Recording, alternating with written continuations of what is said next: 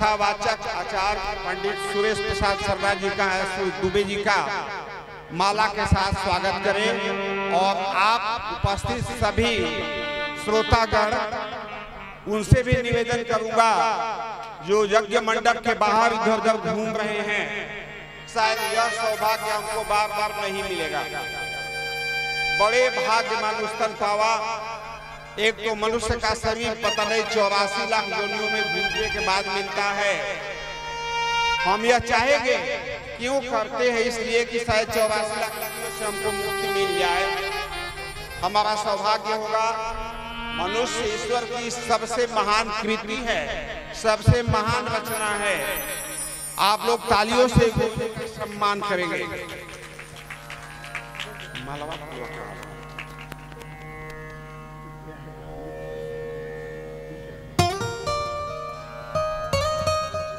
आदरणीय मुखिया जी माल्यार्पण से सम्मान करें।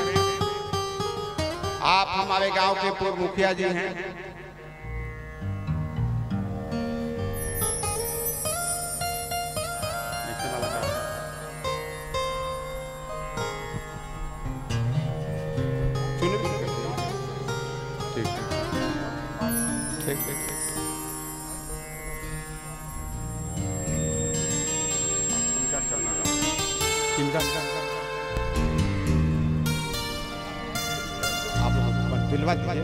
अब मैं सबसे आग्रह करूंगा, मंच पर उपस्थित हमारे पूर्व मुखिया जी वाद्य कला में पारंगत वाद्य कलाकारों का चुनरी भेंट कर सम्मान करें उनका।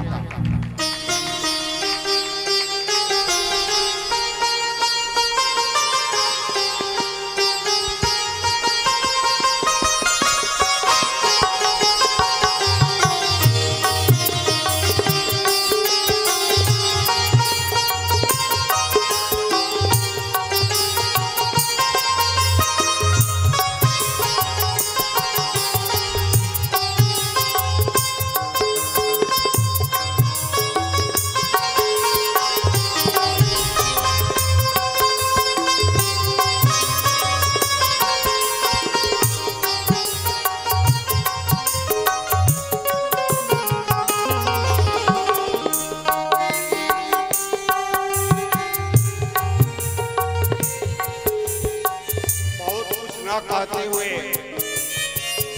आप गुरुजनों से क्षमा चाहूंगा। समय अभाव है, दिन तो बहुत बड़ा है, उद्गार भी बहुत है। समय अभाव के चलते हम लोग चाहेंगे कि आप गुरुजी से निवेदन करेंगे, प्रार्थना करेंगे, सविनय करेंगे, विनय करेंगे कि गुरुजी अपने मुखार बिंद से हम लोगों को कथा श्रवण कराएं। गुरुजी श्री राम हरि ओम।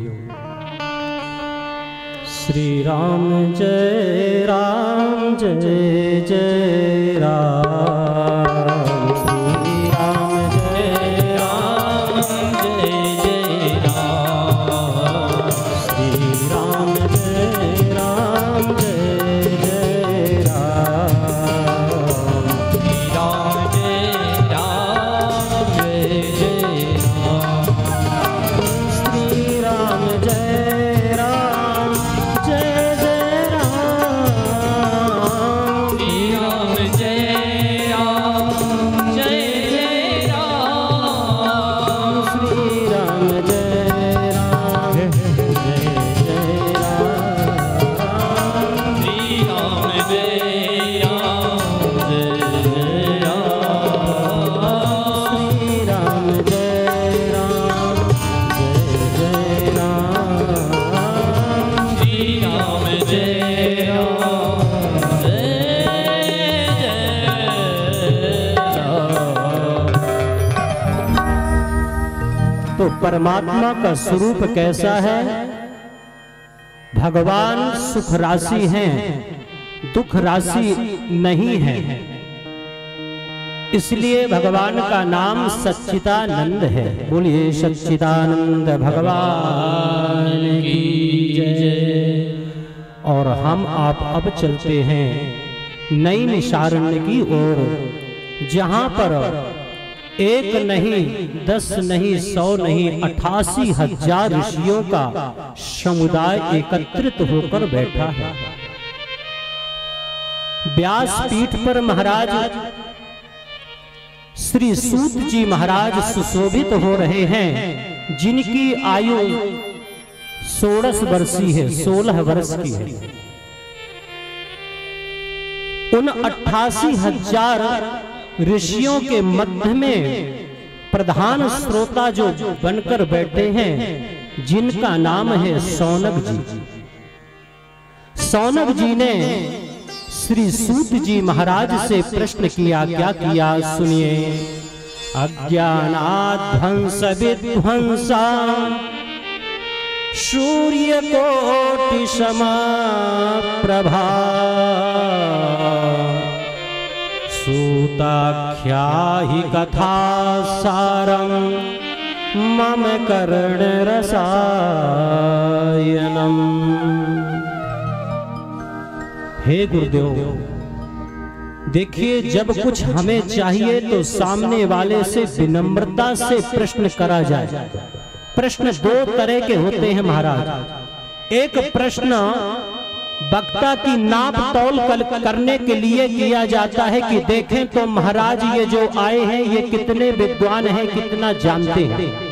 एक यह प्रश्न हो गया, और एक यह प्रश्न होता है अंदर से कुछ पाने की जिज्ञासा, लालसा है। आज जो श्री शौनक जी का सूत जी महाराज से प्रश्न है महाराज, वह जगत कल्याण के लिए है। कहते हैं, हे गुरुदेव, यह कलयुग रूपी अंधकार, घोर अंधकार हम आपके कलुषित प्राणियों के बीच में आने वाला है, और इससे बचने के लिए प्राणी को क्या करना चाहिए? जीव अपना कल्याण किस प्रकार करे, यह बतलाने की कृपा करे। सूतख्या हि कथा सारं मम कर्ण रसायनम। हे सूत जी महाराज, ये जो आपके अंतःकरण में विद्वता की एक सूर्य नहीं, सूर्य कोटि समप्रभा, करोड़ों सूर्य की किरण जैसे होती है, वह आपके अंदर यह प्रकाश जो विद्यमान है, तनिक हम कलुषित प्राणियों के भी ऊपर डालने की कृपा करें, प्रकाश डालें। गदगद हो गए श्री सूत जी महाराज, और कहते हैं कि और दूसरा कोई उपाय नहीं है इससे बचने के लिए। श्रीमद् भागवत साप्ताहिक ज्ञान यज्ञ है महाराज। अच्छा, तो भागवत का मतलब क्या होता है? आए दिन आप लोग टीवी के माध्यम से, मोबाइल के माध्यम से और क्षेत्र में भागवत होती रहती हैं। तो भागवत का मतलब होता है महाराज, जिसे हम आप महीनों से रट लगा रहे थे, जब से हमें यह सूचना दिए श्री परम सम्माननीय मुन्ना भैया कि महाराज आना है और श्रीमद् भागवत का आयोजन होने जा रहा है, तब से भागवत की रट लगाए थे। लेकिन भागवत का अर्थ हमारे बीच में बहुत लोग बुद्धिजीवी बैठे हैं, जो जानते हैं बहुत अच्छी बात है, जो नहीं जानते उनके लिए है। भा से भक्ति, ज्ञा से ज्ञान और बा से वैराग्य, यह तीनों मार्ग में चलाते हुए तार दे, भगवत धाम प्राप्त करा दे, भगवान की सानिध्यता प्राप्त करा दे, उसी का नाम है श्रीमद् भागवत। पुनरपि जन्मम पुनरपि मरणम, आवागमन से मुक्ति दिला दे। भागवत सुनने से कोई ऐसा नहीं कि मेरे बिटिया की शादी, ये तो संसार के कार्य, ये तो होगा ही महाराज। क्यों? जिस भावना से जो व्यक्ति आता है, ऐसा हो ही नहीं सकता कि उसकी मनोकामना पूर्ण न हो। लेकिन ये संसार के जितने आवागमन के सब साधन हैं, इनको छोड़िए। जो भगवान की सानिध्यता प्राप्त करा दे, आवागमन से मुक्ति करा दे, उसका नाम है श्रीमद् भागवत। बोलिए श्रीमद् भागवत महापुराण की जय। इसके बाद यहाँ पर श्रोता और वक्ता का नियम बताया गया है कि वक्ता कैसे होना चाहिए और श्रोता कैसे होना चाहिए। श्रोता को बताया कि राजा परीक्षित जैसे श्रोता होना चाहिए। जैसे राजा परीक्षित सर्वस्व त्याग कर 7 दिन में परम धाम को प्राप्त हो गए, ऐसे श्रोता होना चाहिए राजा परीक्षित जैसे। और वक्ता श्री सुखदेव महामुनि जैसे होना चाहिए। बिना संकोच और मोह, लोभ, काम, क्रोध सब त्याग कर इस भागवत को पिलाने में, समझाने में, बताने में निपुण होना चाहिए। अच्छा महाराज, जब यह इतना बड़ा ग्रंथ है, यह ज्ञान यज्ञ है, तो इसका नियम क्या है, कैसे श्रवण करना चाहिए? बोले यदि कोई बदना की भागवत है तब तो पंडित जी से मुहूर्त इसका निकलवाना चाहिए।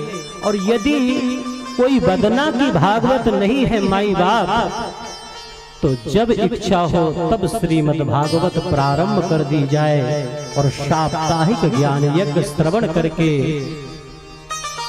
अपना कल्याण कर लेना चाहिए। अच्छा, और कुछ नियम है? व्रत धारण करना चाहिए। बोले हाँ महाराज, आप यदि व्रत रह सकते हो तो व्रत रहिए, लेकिन आपके व्रत रहने में किसी प्रकार का शारीरिक कष्ट होता है और भागवत श्रवण करने में रुकावट होती है,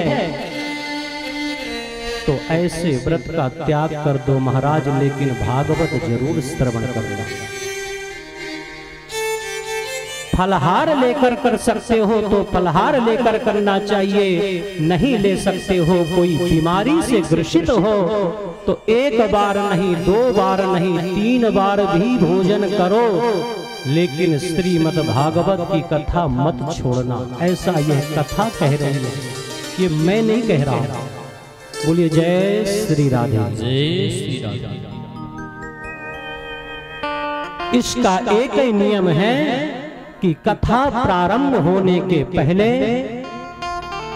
कथा पंडाल में अपना आसन जमा लेना चाहिए और जब तक कथा चले तब तक श्रवण करना चाहिए और आरती के उपरांत ही घर को जाना चाहिए। कुछ लोग जो आ गए होंगे तो कहते होंगे महाराज अब कल से नहीं आएंगे, आप ही सुनना, आप ही सुनाना।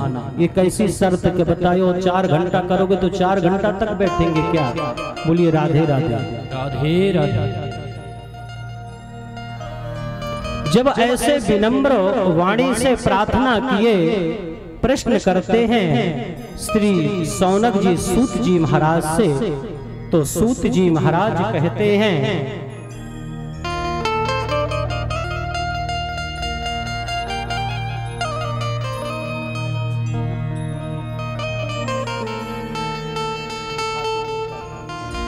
श्री राधे, लाइट की व्यवस्था की जाए। थोड़ा सा ये सब चीज का ध्यान रखना भी है, ठीक है ना? बताइए, कथा के बीच में किसी प्रकार का अवरोध उत्पन्न न हो, इतना सब कुछ बढ़िया विशाल चल रहा, किसी प्रकार की हमको कमी नहीं दिख रही, तो आप लोग थोड़ा अपनी जवाबदारी रखें। बोले जय श्री राधे, जय श्री राधे। चिंता मणिर्लोक सुखम सुरदा स्वर्ग संपदा प्रयच्छन्ति गुरुः प्रीतो वैकुंठम योगी दुर्लभम। श्री सौनक जी कहते हैं कि हे महाराज, जो चिंतामणि होती है ना, उस चिंतामणि को जो चिंतन करके स्पर्श कर दो वह प्राप्त हो जाता है। वह मणि को सोना में कितने क्विंटल भी सोना हो और स्पर्श करा दो तो वह सोना पूरा हो जाएगा। लोहा और सोना दिला सकती है, हीरा जवाहर जो चिंता करो सब प्राप्त करा सकती है। स्वर्ग की संपदा भी प्राप्त करा सकती है। जो कल्पतरु वृक्ष है ना, उसके नीचे बैठकर जो व्यक्ति कल्पना करता है वह कल्पतरु वृक्ष वह प्रदत्त कर देता है, करा देता है। लेकिन प्रयच्छन्ति गुरु प्रीतो वैकुंठम योगी दुर्लभम। लेकिन वह गुरु में ही सामर्थ्यता होती है कि वैकुंठ धाम प्राप्त करा सकता है। बाकी इन चिंतामणि और कल्पतरु में यह सामर्थ्यता नहीं है। स्वर्ग की संपदा तो महाराज प्राप्त करा सकते हैं, लेकिन वैकुंठ यदि कोई प्राप्त करा सकता है तो आप जैसे गुरुदेव भगवान ही करा सकते हैं। काल व्याल मुखग्रासा त्रास निर्णास हे तवे। श्रीमद्भागवतम शास्त्रम कलोकीरेण भासिता। हे ऋषियों, वास्तव में प्राणी यदि यह कलयुग से अपनी रक्षा करना चाहता है तो हर कलसुत प्राणी को श्रीमद् भागवत की कथा अपने जीवन में श्रवण करना चाहिए, तभी उस जीव का कल्याण हो सकता है, अन्यथा किसी काल में कल्याण नहीं हो सकता है। यह कथा जो है नैमिषारण्य तीर्थ में चल रही है। श्री सूत जी महाराज कहते हैं कि हे राजन, वह उस समय की बात मैं बता रहा हूं कि जब राजा परीक्षित को साप मिल गया कि 7वें दिन तुम्हें तक्षक डसेगा और तुम्हारी मृत्यु हो जाएगी। और उसी समय सुखदेव महामुनि का आगमन हुआ। सुखताल तीर्थ में बटप वृक्ष के नीचे राजा परीक्षित बैठे थे और सुखदेव महामुनि का आगमन हुआ। साष्टांग दंडवत प्रणाम किए राजा परीक्षित, और कथा जैसे प्रारंभ हुई तो देवताओं को मालूम चला कि राजा परीक्षित मरने वाले हैं। तो देवताओं ने अमृत का कलश दौड़े दौड़े आए और सुखदेव महामुनि के सामने रख दिए। सुखदेव महामुनि ने कहा कि देवताओं ये क्या है? बोले यह अमृत का कलश है गुरुदेव। तो बोले इसे क्या करें? बोले हम सुने, हमें मालूम चला कि राजा परीक्षित मरने वाले हैं, इसलिए इन्हें यह पिला दिया जाए। सुखदेव महामुनि को आश्चर्य हुआ। ना राजा परीक्षित ने पुकारा, ना हमने बुलाया। यह देवता लोग इतने परमार्थी कब से हो गए कि बिना बुलाए अपने आप अमृत का कलश लान के रख दिया महाराज। तब देवताओं ने कहा कि महाराज एक शर्त है, जो हरि कथा अमृत यह पान कराने जा रहे हैं राजा परीक्षित को, वह हरि कथा अमृत हम देवताओं को पान करा दी जाए। और यह स्वर्ग का जो अमृत है ये राजा परीक्षित को पिला दिया जाए। जोर से हंसी आई सुखदेव महामुनि को, और सुखदेव बाबा कहने लगे, अरे ठगियो,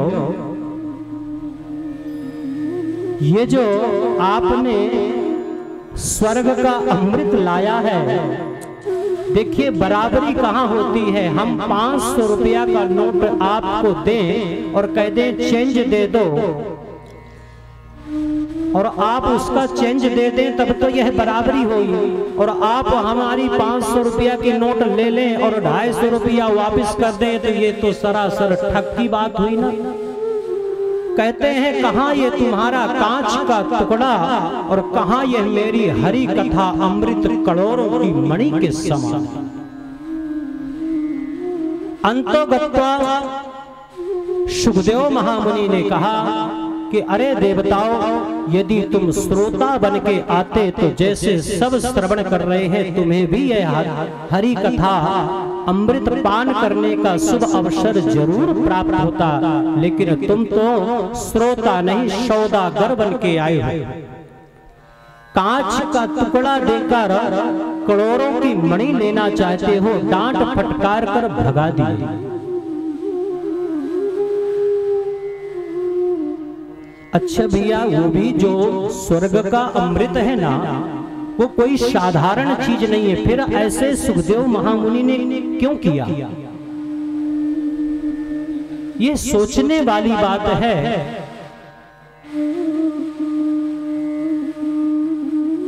तो सुखदेव महामुनि ने अच्छी तरह से परख लिया, देख लिया, इसके बाद ही डांट कर भगाया।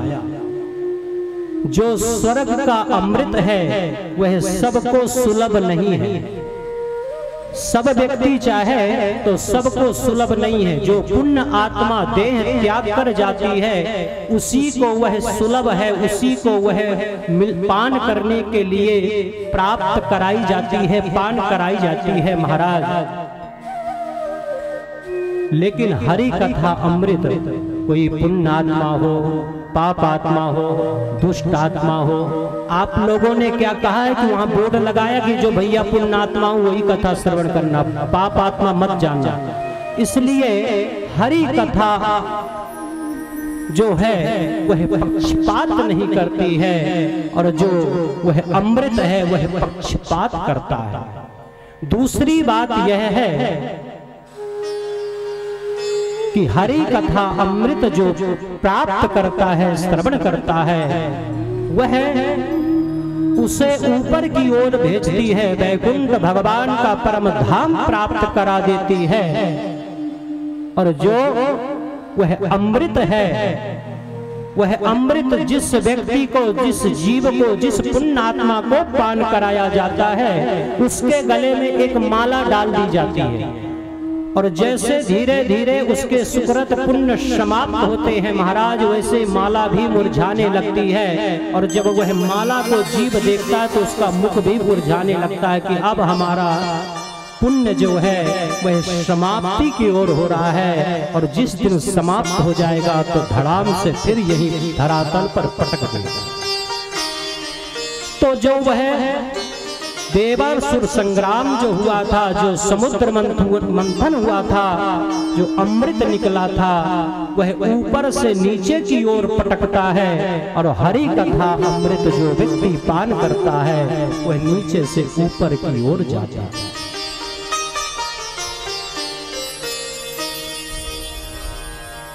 वसुधा क्व कथा लोके क्व काचः क्व मणिर्महा ब्रह्मरातो विचार्यैव तदा देवांचहाशया।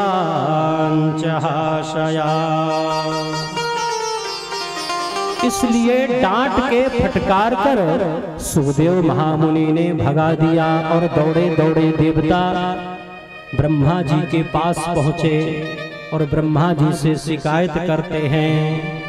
राज्यो मोक्षम तथा वीक्षा पुरा धातापि विस्मितः सत्यलोके तुलां बद्धा कौलया साधनांजयः। देवताओं ने सारा समाचार सुना दिया ब्रह्मा जी से कि देखिए ब्रह्मा जी, बताइए उन बाबा बैरागियों को, संत महात्माओं को, गृहस्थों को फ्री फंड में भागवत सुनाई जा रही है और हम कोई फ्री की कथा श्रवण करने नहीं गए थे, हम तो अमृत लेकर गए थे। इसके बाद भी सुखदेव बाबा ने हमें डांट कर भगा दिया। ब्रह्मा जी ने बोला ठहर जाओ, पहले 7 दिन हो जाने दो, देखते हैं यह भागवत का परिणाम क्या प्राप्त होता है। राजा परीक्षित को देख लो। और जैसे साप्ताहिक ज्ञान यज्ञ पूर्ण हुआ और 7वें दिन जब राजा परीक्षित को का मोक्ष हो गया महाराज, तो विधाता भी विस्मित हो गया। विधाता विस्मित हो गया। ऐसा कौन सा ग्रंथ है कि जो 7 दिन में जीव की मुक्ति कर दे।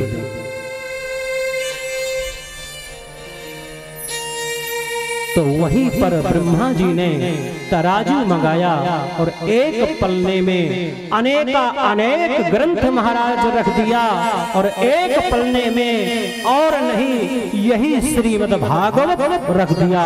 और जैसे तराजू को उठाया तो लघुन्यानानि जातानि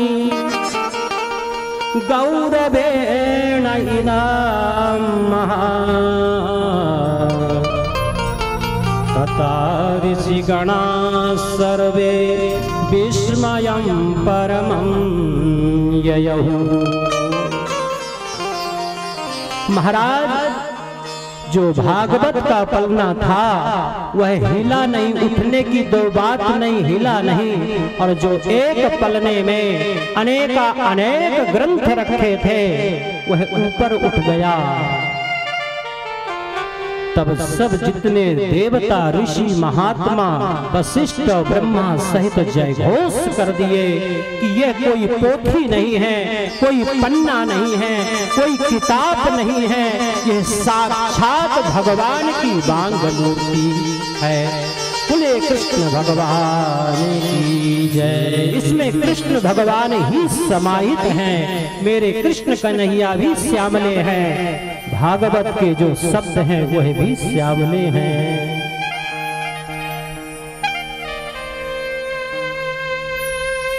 इस प्रकार श्री सूत जी महाराज भागवत की महिमा बताते हुए अब यहाँ पर श्री सूत जी महाराज कहते हैं कि एक समय की बात है। एकदा हि विशालायां चत्वार ऋषयो मलाः शतसंज्ञात् समायाता दोत्रशोस्त्रस्त्रनारदाः। देवर्षि नारद सत्संग की इच्छा के लिए एक अनेकों जगहों में भ्रमण करते हुए, देखिए महाराज सत्संग का जो लाभ है वह भारतवर्ष में ही मिलता है। कोई कहे कि सत्संग का लाभ जो है, कथा जो है वह स्वर्ग में होती होगी, तो स्वर्ग में कथा नहीं होती। सत्संग का लाभ यदि लेना है तो भारतवर्ष, इस धरातल में, और धरातल में नहीं भी भारतवर्ष में। आज कथा जो विदेशों में होती है, विदेश में कथा जरूर होती है, लेकिन कथा वाचक वह भारत भूमि का होता है। बोलिए भारत माता की जय। सत्संग की इच्छा से नारद बाबा भ्रमण कर रहे थे। भ्रमण करते करते महाराज सनकादिक ऋषियों से बद्री विशालापुरी में भेंट हो गई, मुलाकात हो गई। और जैसे भेंट हुई महाराज, तो नारद बाबा लटका हुआ मुंह लेकर जा रहे थे। और तो सनकादिकों ने पूछा, प्रश्न किया, कथम ब्रह्मण दीन मुखः कुतश्चिन्तो तुरो भवान् त्वरितं गम्यते कुत्र कुतश्च गमनं तवः इदानीं शून्यचिन्तोऽसि गतभीतो यथा जनाः तवेदं मुक्त संगस्य नोचितं वद कारणम्। हो ब्रह्मान कथम दीन मुखा, ये लटका हुआ मुंह लेकर कहां से आ रहे हो और कहां तो जा रहे हो? बताइए क्या हो गया नारद बाबा? ऐसे लटका हुआ मुंह लेकर जा रहे हो जैसे कोई कृपण का धन कोई चोर चुरा कर ले जाए तब वह लटका हुआ मुंह लेकर बैठ जाता है। आपका तो कुछ है नहीं है, 2 घड़ी रुकने के लिए एक कुटी भी नहीं बना रखी है, फिर यह लटका हुआ मुंह लेकर कहां जा रहे हो? क्या चिंता है? आप जैसे वीतराग संत को यह चिंता मुखमंडल सुशोभित नहीं होता है, शोभा नहीं देता है। आप निसंकोच चिंता का कारण बताइए। भाई संसारियों को जब चिंता सताती है तो संतों के पास जाते हैं और संत उनके चिंता का समाधान करते हैं। और जब संत ही चिंता ग्रसित बैठेंगे तो संसारियों का क्या होगा महाराज? अरे एक मरीज अपनी बीमारी लेकर डॉक्टर के पास जाए और डॉक्टर साहब कहते हैं कि हम स्वयं बीमार हैं, हम इलाज नहीं कर सकते, तो ये कोई बात हुई? इसलिए नारद बाबा निसंकोच अपने चिंता का कारण बताए।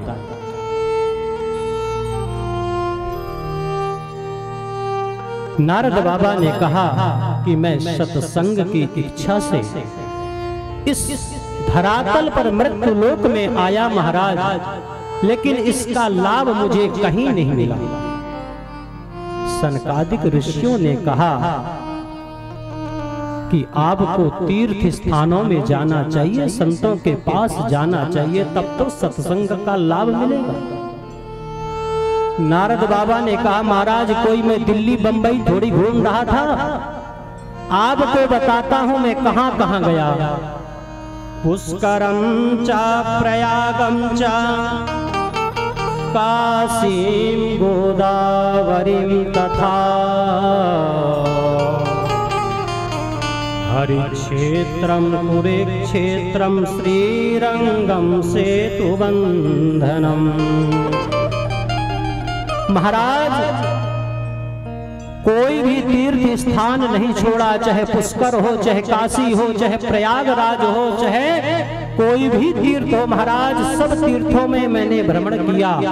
जब कहीं मुझे शांति नहीं मिली तो मैं संतों के पास गया। लेकिन महाराज कलयुग में संतों की क्या विडंबना हो गई? सनकादियों ने कहा क्या विडंबना हो गई बताइए। बोले जब मैं संतों के पास गया तो पूछा यह शोर कहां हो रहा है? बोले ब्रह्मचारी जी के आश्रम में ये बच्चे शोर कर रहे हैं। अच्छा ये बंगला किसका है? बोले त्यागी जी महाराज का।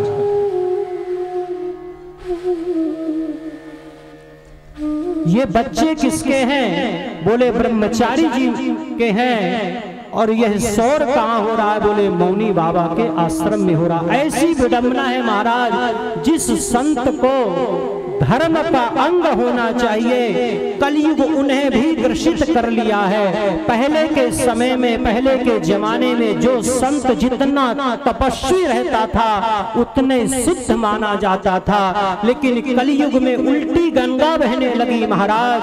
कलयुग में तो ऐसा है जब तक संत महात्मा कथा वाचक विद्वान जब तक 2-4 बार 10 बार विदेश की यात्रा न कर ले, फॉर्च्यूनर गाड़ी में जब चलते हैं तब कलुषित प्राणियों की दृष्टि पड़ती है कि लगता यही सर्वोपरि है। बोलिए जय श्री राधे, जय श्री राधे। जब यह विडंबना देखा तो शांति के लिए आया था महाराज, लेकिन क्रांति मच गई तो सोचा चलो गृहस्थ जीवन में गृहस्थ संत, क्योंकि गृहस्थ संत भी बहुत उच्च कोटि का माना गया है, गृहस्थ संतों के यहाँ भी देख लिया जाए। तो वहां भी एक विडंबना थी। बोले वहां क्या थी? तो कहते हैं अरे तरुणी प्रभुता गे है सियाल को बुद्धिदाय कहा,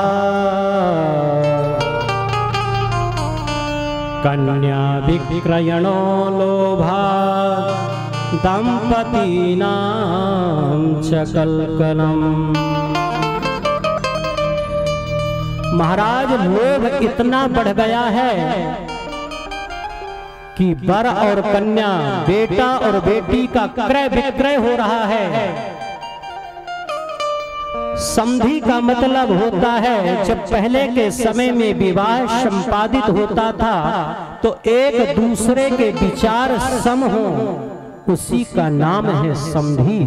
लेकिन आज जहां सौदा पट गया वही लड़के का विवाह हो जाता है। और जब विवाह उपरांत बेटा अपने माई बाप का साथ छोड़ देता है, तब समाज के लोग बाग और माता पिता कहते हैं कि ऐसा देखो कैसा कर रहा है। आपने जब उसकी कीमत लगाई थी तब नहीं सोचा था क्या? उस समय भी सोचना चाहिए था ना कि मैं लड़के की जो कीमत लगाता हूँ तो कल के जो वो बहू रानी बिटिया आएगी तो वो अपने बसी भूत कर लेगी। बोलिए राधे राधे राधे राधे। महाराज माता पिता की सेवा कब तक? जब तक तिजोरी की चाबी नहीं आती है तब तक। और इसके बाद जैसे देवी जी का चलावा जब घर में चलता है, तिजोरी की चाबी प्राप्त हो जाती है और सारा घर का कारोबार अपने हाथ में जब ले लेती हैं, तो माता पिता की कोई चारपाई खटिया देखो तो किसे अपने महल में, अपने मकान के किनारे एक बनवा दिया जाता है। ये पीछे साइड जहां ज्यादा लोग बाग न जा पाए, कोई हमारे अतिथि आए तो वहां न जा पाए, ऐसे जगह में महाराज बनवा दी जाती है। 2 टाइम का रोटी उनको प्राप्त होता है। सुबह ज्यादा हुआ, किसी महीना में एक आध दिन प्रसन्नता हुई तो नाश्ता दे दी गया, नहीं तो बोले न मत देना, बूढ़े हैं चबाते तो बनता नहीं है, ज्यादा खा लेंगे तो पेट खराब हो जाएगा तो हमारी दुर्गति हो जाएगी। बोलिए राधे राधे जय श्री राधे। और महाराज ज्यादा होता है तो उनके लिए नौकर चाकर लगा दिया जाता है।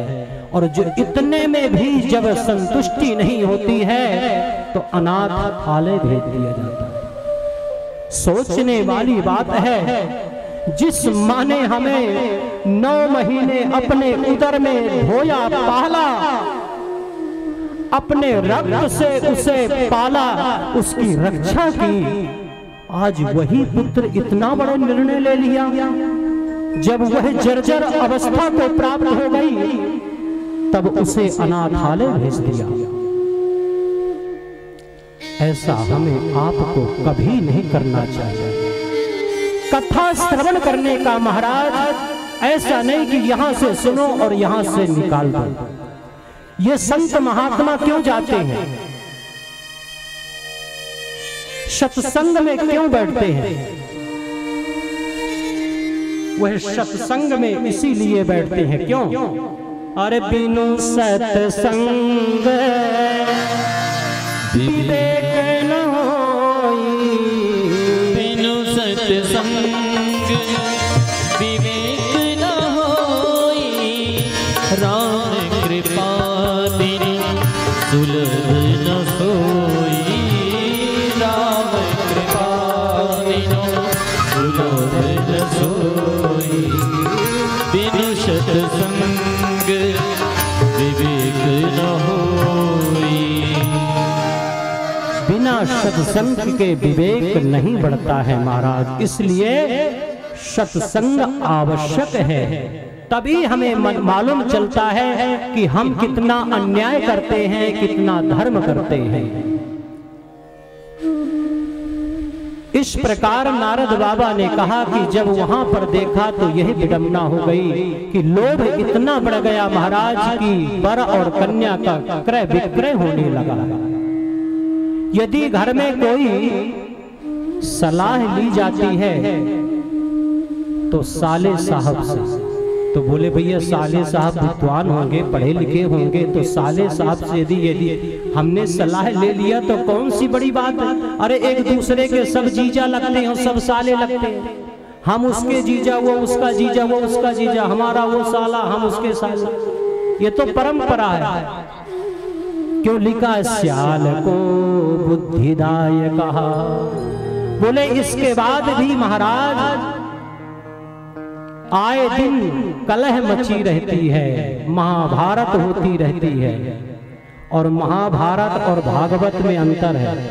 हम आए तो हमें ऐसा मालूम चला कि महाराज महाभारत करने आए, नहीं, हम महाभारत नहीं करते हैं। हम श्रीमद् भागवत महापुराण का वाचन करते, राम कथा करते हैं और पुराण, लेकिन यहाँ महाभारत अभी नहीं हो रही, यहाँ श्रीमद् भागवत महापुराण प्रारंभ हो रही है।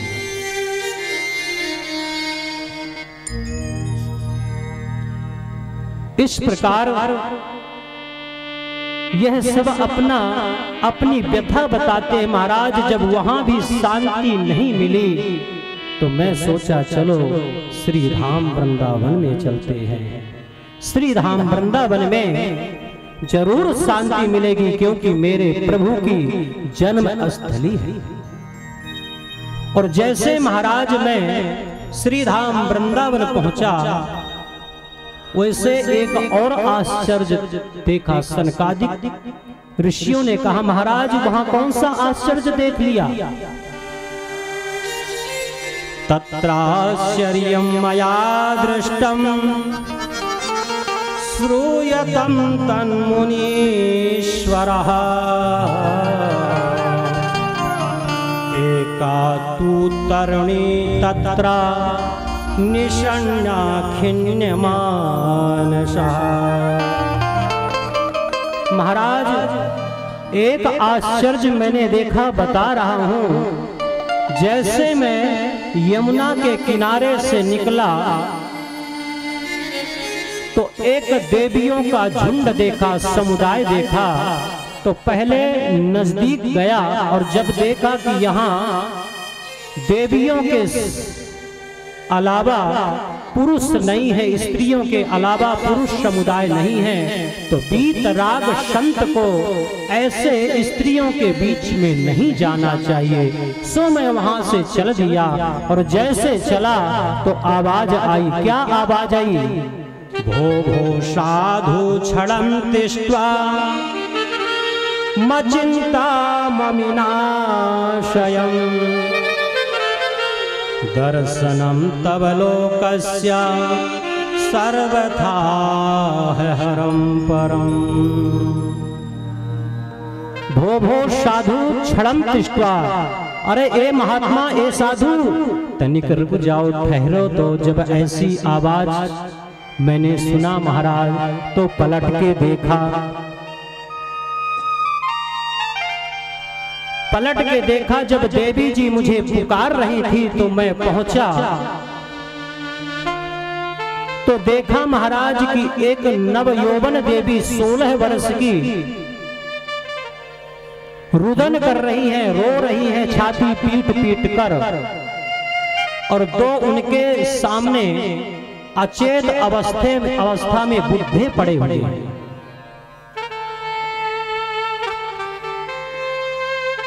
तब मैंने कहा कि देवी जी आपका परिचय क्या है?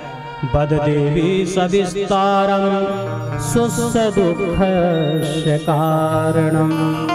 हे देवी जी आप विस्तार से बतलाने की कृपा करें, आपके दुख का कारण क्या है? आप रुदन क्यों कर रही हैं?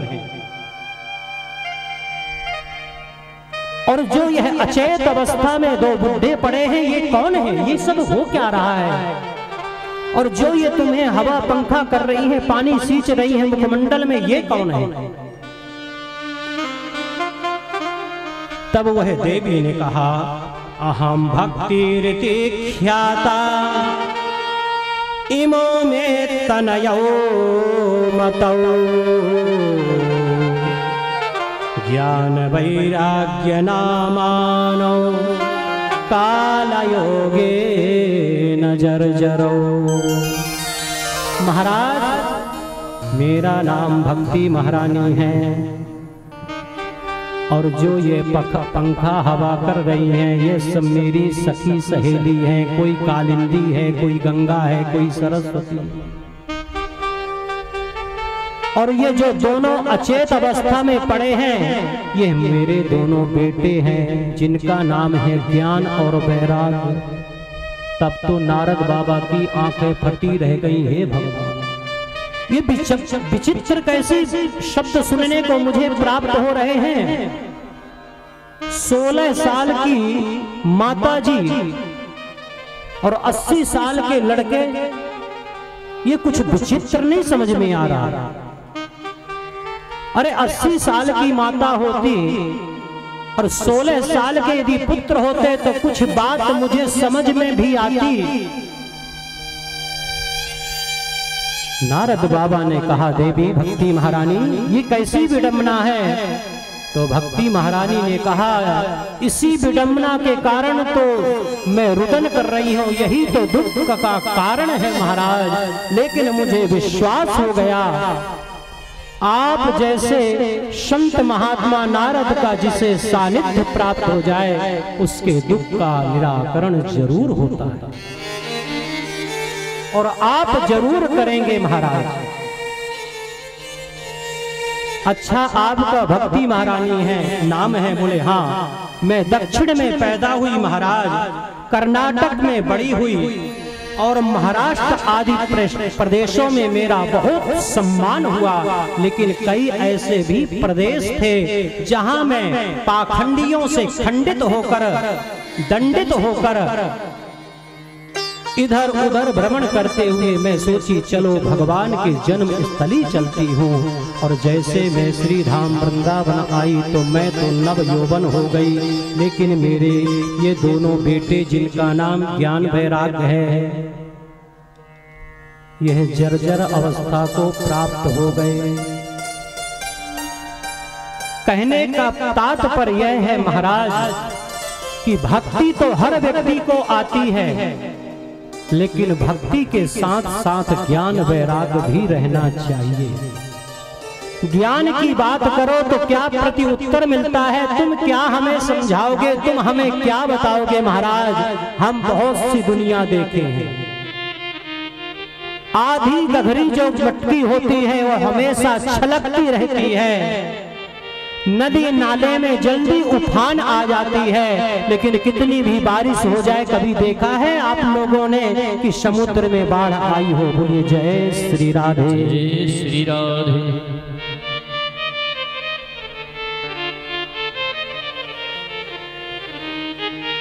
इसलिए ज्ञान की बात कही जाए तो यही प्रति उत्तर प्राप्त होता है महाराज। और वैराग्य की बात यदि जब आती है सामने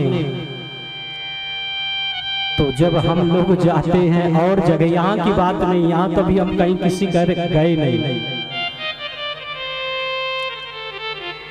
तो दादाजी मिलते हैं तो कहते हैं महाराज, जब प्रणाम करते हैं महाराज प्रणाम, हाथ बोलते हैं ऐसे ऐसे महाराज प्रणाम, पैर छूते हैं तो पैर के जगह घुटने में हाथ लगता है, इतना जर्जर अवस्था में होते हैं। और हम कहते हैं, आप कहते हैं कि महाराज दादाजी भगवान का भजन करो, उसी में कल्याण है, संसार यही संसार के चक्कर में मत पड़ो, आपने बहुत कुछ किया। तो प्रति उत्तर मिलता है महाराज नातिन का ब्याह और कर लूं, नातिन का ब्याह और देख लूं तो फिर तो भगवान का भजन ही करना है, बताइए। और घर वाले इसलिए अपनी बिटिया का विवाह नहीं कर रहे उनके नातिन का कि कहीं ऐसा न हो कि हरा मंडप गड़ा रह जाए और हमारे ये दादाजी पधार जाए। तो घर वाले तके हैं कि ये चले जाएं तभी यह कार्यक्रम किया जाए, और दादाजी आसक्ति लगाकर बैठे हैं कि नातिन का ब्याह और देखो। ऐसी आसक्ति नहीं, देखिए संसार इतना स्वार्थी है महाराज, जब तक आप काम के रहोगे हम काम के रहेंगे, तब तक दुनिया और घर वाले और लड़का बहू पूछते हैं, और जब हम बेकाम हो जाते हैं तब कोई नहीं पूछता। हॉस्पिटल में कोई एडमिट होता है तो पहले तो खूब घर वाले जाएंगे, नात रिश्तेदार आएंगे, खूब गुलदस्ता लेके जाएंगे, खूब सहानुभूति देंगे, और लेकिन 2-4 साल भी रह गए ना तो कोई नहीं जाता,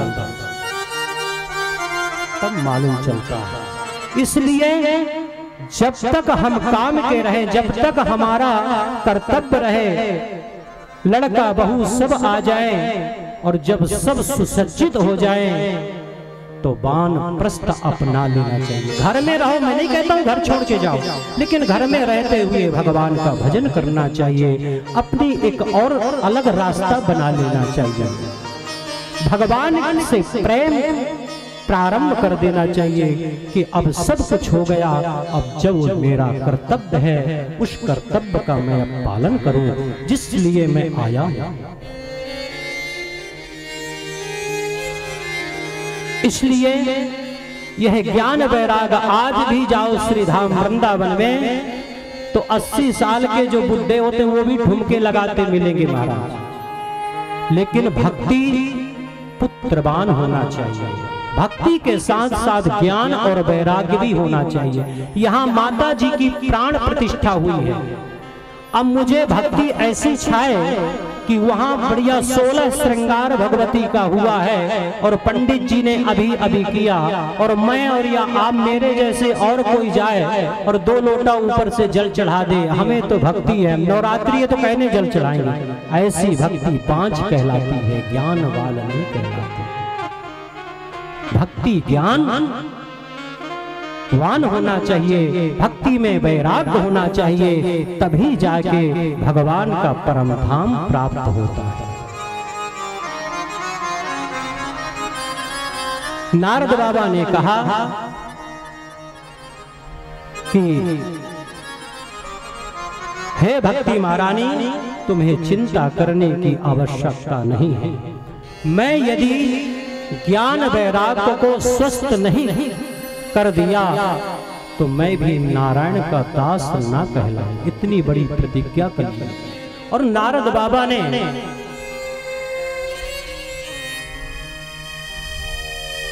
उपाय जो था वह प्रारंभ कर दिए महाराज। पहले 4 वेद श्रवण कराए, 6 शास्त्र श्रवण कराए, कई पुराण श्रवण कराए, गीता पाठर मुहुर मुहुर। गीता का जब पाठ बार बार किए तो थोड़ी सी चेतना तो आई महाराज, लेकिन इसके बाद फिर भी वह मूर्छित हो गए। तो नारद बाबा को चिंता सताने लगी कि अब इनका कल्याण किस प्रकार होगा। तब आकाशवाणी हुई कि हे नारद, कोई संत बताएगा, संत की खोज करो।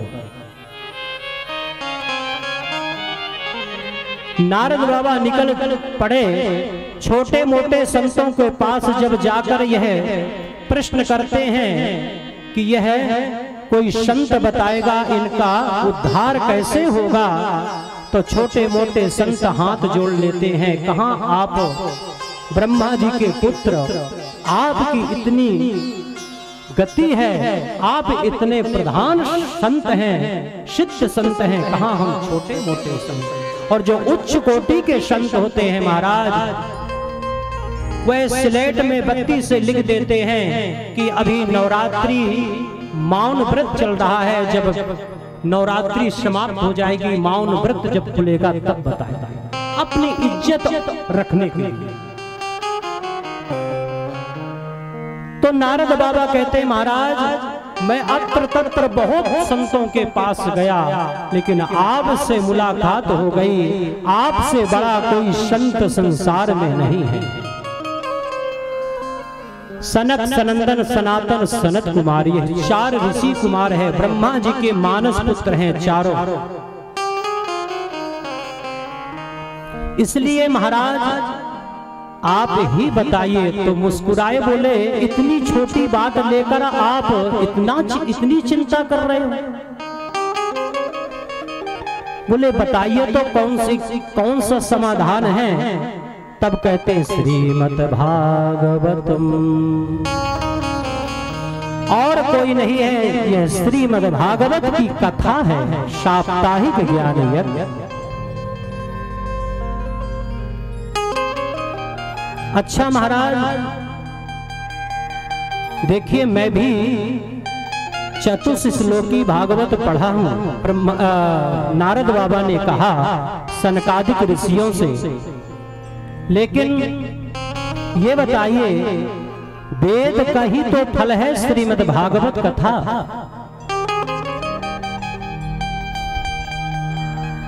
जब वृक्ष से कुछ नहीं हुआ, वेद से कुछ नहीं हो, तो फल से क्या होगा? तो और जोर से हंसे शनकादिक ऋषि और कहने लगे, लियो महाराज, कोई आम का फल खाए और सोचे कितना स्वादिष्ट था, और आम का फल फेंककर और उसी आम के पत्ते और डिगलियां चबाना प्रारंभ कर दे, तो बताइए महाराज वह स्वाद प्राप्त होगा जो आम में अमरस का स्वाद है, वह पत्ते में मिलेगा क्या? नहीं मिलेगा।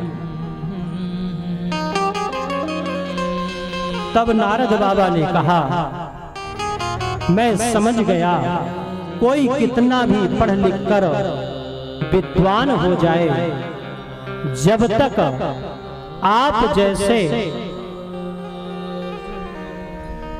संत महात्माओं का सत्संग नहीं करेगा, तब तक उस जीव का कल्याण नहीं हो सकता है।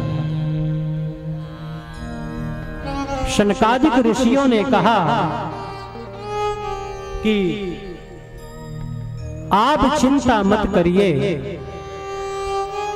भगवान का स्मरण करना चाहिए। यहाँ श्री सूत जी महाराज सौनक ऋषि से कहते हैं कि हे ऋषियों, नारद बाबा भक्ति महारानी को समझा रहे हैं कि हे भक्ति महारानी, आप भगवान का स्मरण करिए। आज भी जो व्यक्ति स्मरण करता है, भगवान से प्रेम करता है, हमारे भगवान और अन्यत्र कहीं नहीं है। जहाँ भक्त है वहीं पर भगवान है। हे प्रभु मुझे बता दो,